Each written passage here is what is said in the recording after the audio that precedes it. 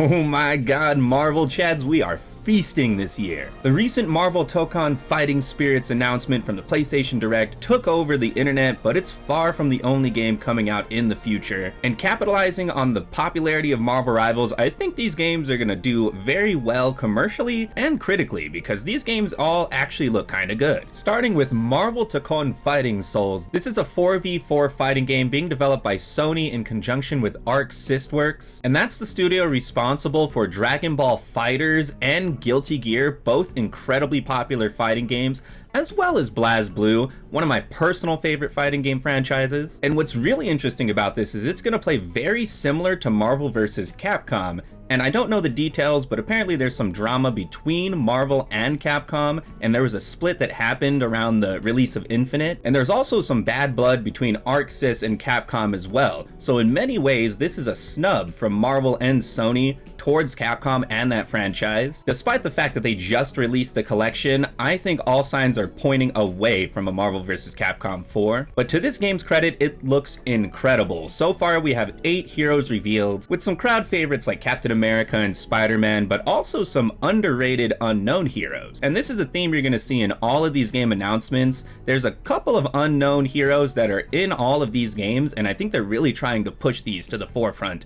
of the Marvel Universe. And this game is going to have all the trademarks of the Marvel vs. Capcom style, and you're also going to be able to hard break through walls, so these stages are going to have multiple levels in addition to the height that you get from that kind of game. But what I think everyone's most interested to see is how this 4v4 system works out, because it could lead to very inflated health pools, or it could lead to very brittle heroes if they decide to keep them really low health, and then they could just fall apart to basic bread and butter combos. Now, this game isn't coming out until 2026, and it's going to be Sony and PC exclusive, so I think the 2XKO developers really got to get it in motion. Riot Games has got to put that game on shelves in stores, and they need to do it as soon as possible, otherwise it's going to completely get blown out by the spectacle of this game. The next game set to be released later this year is Marvel Cosmic Invasion, and this one is a classic Marvel beat-em-up in the vein of Teenage Mutant Ninja Turtles Shredder's Revenge or that old school Scott Pilgrim game. And funnily enough, this game is being developed by Prestige Studios, which features key staff from that Ubisoft project. So at the very least, this game has a lot of potential, and I expect it to be decent fun to play with your friends. Reading the description here, a cosmic battle awaits. Choose between 15 Marvel heroes in this frenetic action beat 'em up to fight against the deadly annihilation wave threatening the galaxy. From New York City to the depths of the negative zone, the future of the Marvel Universe will be fought from across the stars. Now, just like Marvel Tokon, we got the classic stable of everyone's favorite heroes, but this game appears to feature Nova, who for some reason didn't appear in the entire Thanos arc of the MCU. I think a large point of the games that they've greenlit here in 2025 and 2026 are to tell different kinds of stories in the Marvel Universe featuring different kinds of characters, because the first one is very street level and this one goes cosmic, and as we're going to see in the third one, it takes a very different direction than those other two. Marvel Mystic Mayhem is a mobile game developed by NetEase Studio, and this is going to be a tactical RPG where you pick 3 of 15 characters to go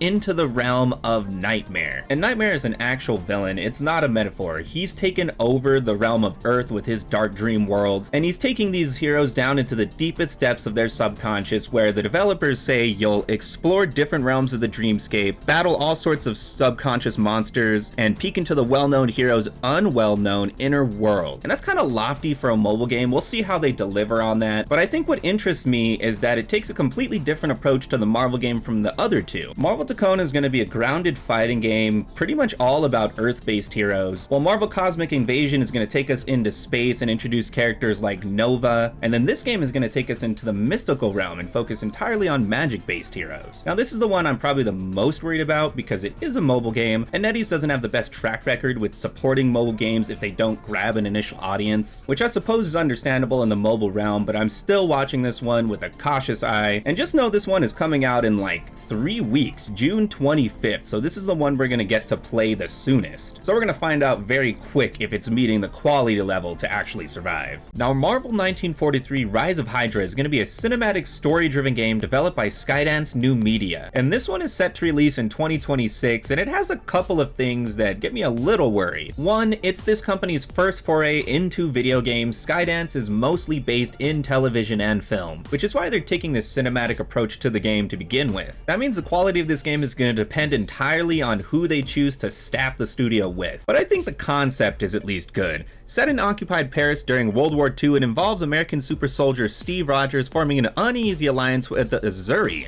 the king of Wakanda at that time, and I believe the father of T'Challa, as they attempt to prevent the rise of the terrorist organization Hydra. Now, this one has been in the works since 2021, but we did get this trailer about 8 to 10 months ago. So this is the first in-engine stuff we'd seen. However, it doesn't really feature any gameplay, so I'm hoping we get something about that in the near future. Now, while that game is actually going to have you playing as 4 separate heroes telling their own parts of the story, the next couple games are all single-player, solo story-driven games. And I'll start with the one that's most likely to release. We have EA's Iron Man game, and this is part of a 3-game collaborative deal that they made with Marvel. And in fact, they've already canceled a couple of projects, including the Black Panther game, to push this one forward. Given that Robert Downey Jr. is now back in the MCU, and Iron Man has maintained his popularity as a top 3 Marvel hero, I definitely see this game coming out sooner rather than later. And this was announced in September 22, which means if they've actually been focusing on it, it should be pretty far along in development. However, we gotta remember this is EA, and they're notorious for putting out trailers and promotional material that simply does not exist in-game. Anthem being the most infamous example. That trailer was out before they ever had any gameplay related to the game. But for what it's worth, they're promising an original narrative that taps into the rich history of Iron Man, channeling the complexity, charisma, and creative genius of Tony Stark, which feels like a whole lot of buzz. So we'll see how this one comes out. It's definitely the most likely to release, but the quality level is what we're all really concerned with. The next game that I'm pretty confident will come out, but we haven't seen any news about it in a while, is Insomniac's Wolverine game. And this would again be published by Sony Interactive, and it's pretty interesting that Marvel Tokon has overtaken this one in development schedule, but Insomniac is known for crafting really in-depth, really high-quality solo games. So when this one finally does make it to the finish line, I expect it to be a very high quality, on the same caliber of their Spider-Man outings. Though in large part, that's probably what's delayed this game so much. Between their responsibilities with Spider-Man, with The Last of Us, and who knows what other projects they're trying to entertain,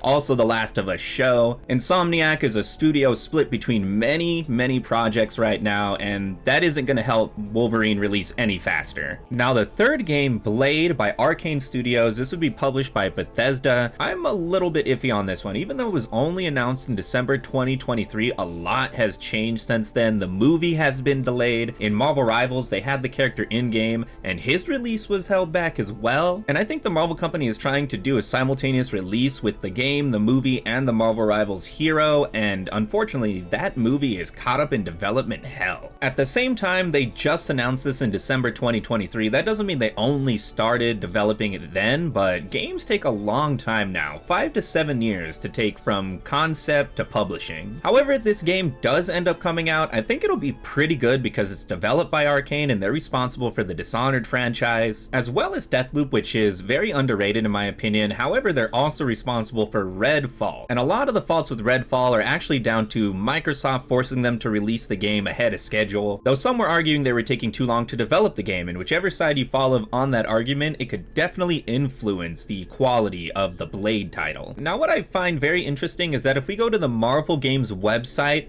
all the games I've discussed are listed here except EA's Iron Man game, and that one might just be in such an early phase of pre-production that there's no real tangible way to say when it will be released. However, Blade and Wolverine do not have a release date. 1943 and Tokon are coming out in 2026, and Invasion and Mayhem are coming out this year, with Mayhem coming out at the very end of this month. Now, I've personally been enjoying Marvel Rivals, and this channel is very Marvel Rivals centric when it comes to the gameplay, but I'm going to be giving each of these games a shot for at least one video to see if they're worth the hype. If that sounds interesting to you, I recommend you subscribe and comment down below which of these games you're looking forward to the most. I really appreciate the amount of variety that Marvel is coming back into gaming with, so I think there's going to be something for everyone here. Anyway, I will catch you guys in the next video.